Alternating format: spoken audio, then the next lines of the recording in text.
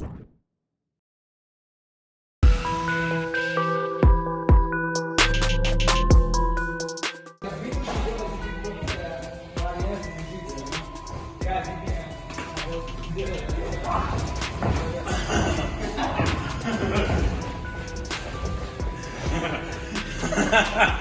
knew you were going to do something like that.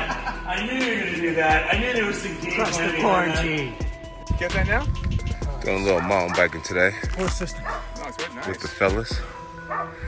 My man just got done climbing an amazing climb. So proud of this guy. We working hard. We're working on here. Working hard today. Oh yeah. Beautiful Albuquerque, New Mexico. We're gonna go up to that first tank right there, water tank. And then we're gonna descend all the way.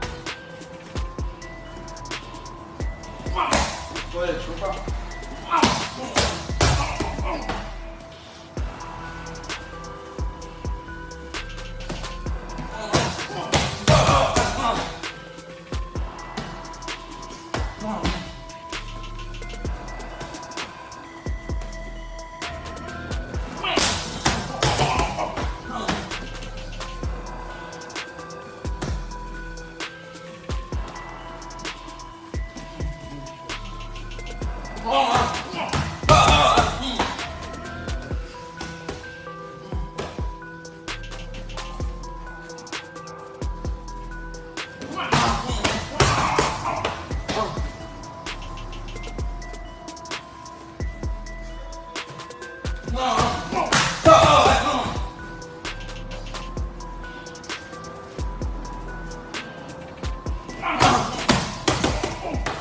Peaceful dude on earth, right? Just don't cross him. You cross him and you just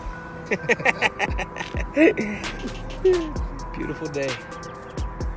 Man, look at this. Chef Alia Delaziz in the house. Man, that looks good, bro. Jesus. Look at that, just a house full of just different ethnicities. I brought the Prince of Peace. The legendary roof. Legendary roof. Checking out the view with the Prince of Peace, man. You guys do not forget people, man. This is the most Getting that exercise in with the mom and pops. Last day of sparring. Let's go.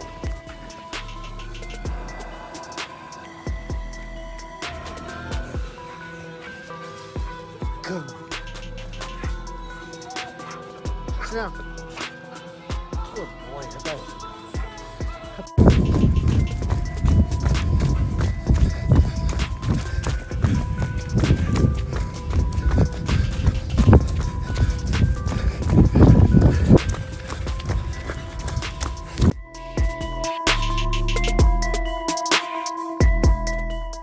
The whole cringe thing, right? People almost take him like not serious. That would be the biggest mistake you could ever make in your life. This is a kid that left Arizona as a 16-year-old kid to live in the Olympic Training Center and go through our training camps, Ariel. He would wrestle with the adults, with the senior team, and then go wrestle for his high school in the matches. That dude's real, man. Wow. And if Dominick believes that this kid's been coddled or anything like that, that's a problem, because this dude has always been one of the hardest working people I've ever met. Now, with that being said, this cringe thing is a part of an act, right? But imagine being a 15-year-old kid and you're uprooted from Arizona and put into the Olympic program, right? Your high school isn't the same. Your high school experience isn't the same. So all the things that Dominick did, Henry didn't have to do that because he was this kid that was almost a protege that was getting groomed to be an Olympian.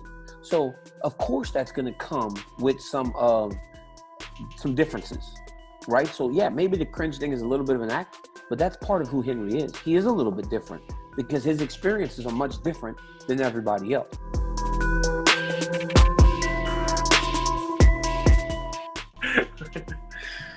Next question. If you could pick anyone to fight in any weight class, open weight, who would it be? I would fight them?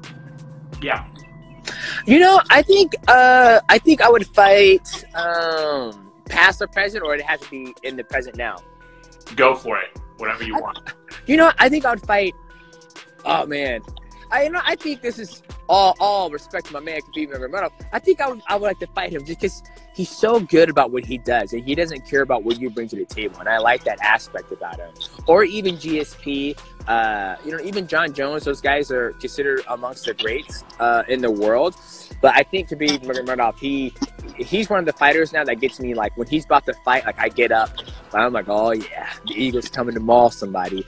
And I think the reason why is because he's so humble. Like, I love humble athletes, and I think how he goes about his day. Like, when they said when he flew out of the country to Russia, and then he was like, you know, if UFC wants to continue without me, go ahead, I don't care. I mean, as long as something can do, I can get out of the country. What do you want me to do? I respect that about him. Like, he's not like throwing a big fit about it, or so that's yeah, those three athletes would be the fun one, I think.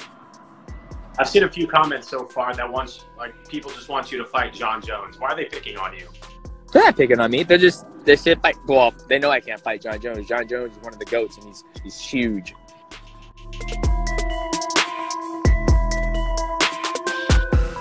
This is the first time I've talked to you since that fight, and you know, one of the big questions was like, you know, it was the Cowboy showing up to the big fight, all that. Like, in the locker room when you got to T-Mobile and you're fighting Conor McGregor, did you feel good before the fight started?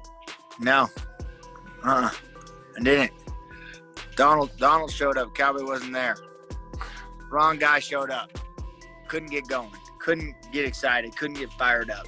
Didn't want to be there. Biggest fight. All the attention. My time to shine. I didn't want to be there. It was crazy, man. And I don't know why. I don't know how. I don't know how to change that. But it sucks, man. Sometimes I show up there, I'm ready. I'm fired up, and I'm ready to go. Sometimes I get there, and I'm like, man, I don't even want to be here. So, don't know. No idea. Wish I had the answer. What point of the day did you know that? 2 days before the fight. And I was just like, man, it was just hard.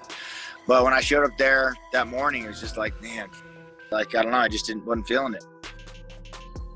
I mean, how do you even try to pull out of that? I mean, what was it, Jafari? Like, If I had the answer, man, I would have pulled out of it. I didn't have the answer. I went in there with my thumb in my ass, made it 40 seconds, you know? So it was a deal. It sucked. It sucked bad. You know what, most people, I haven't really talked to anybody about that fight or anything going in, but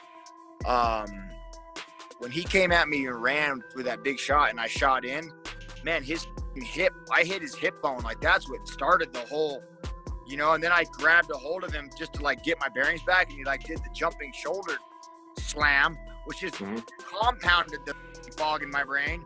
And then I let go and he head kicked me. So it was just like, you know what I mean? There was no time to, like, regroup. So it was from the first second of the fight to when he ended it that I couldn't even get my bearings back. So it was like, a lot of people come to me and said I threw the fight. And I was like, man, you got the wrong guy to think I would sell my soul. There isn't enough money in the world I'd throw a fight. You know, kidding me? Please. Does that still bother now? Like that people actually thought that about you? That's just funny. Like, you guys are so stupid. Like, they wouldn't. For one, the infrastructure of the UFC would have to be so corrupt for them to pay me. You know what I mean? Like, it's asinine to even think that would be a thing. But I mean, there's people that truly believe the world is flat. So, you know, there's just dumb people out there, Brett. I don't know what to tell you, man. People are crazy. I'm trying to remember. You walked out second, right? Yeah. You walk out first. I walked out first. Like, you get there before him, and you're standing there, and you know you don't want to be there as he's walking. Like, what is that experience like? You know, I can't put words on it. It's like being somewhere that you don't want to be, man. It's like being in a spelling contest and you can't spell. You got to stand up in front of the world and try and spell. You know, it's like I just, you're feeling, man. And you're trying to, like, convince yourself, and you're trying to wear the face and fake it till you make it. But sometimes, I don't know, it's tough. It's a weird sport.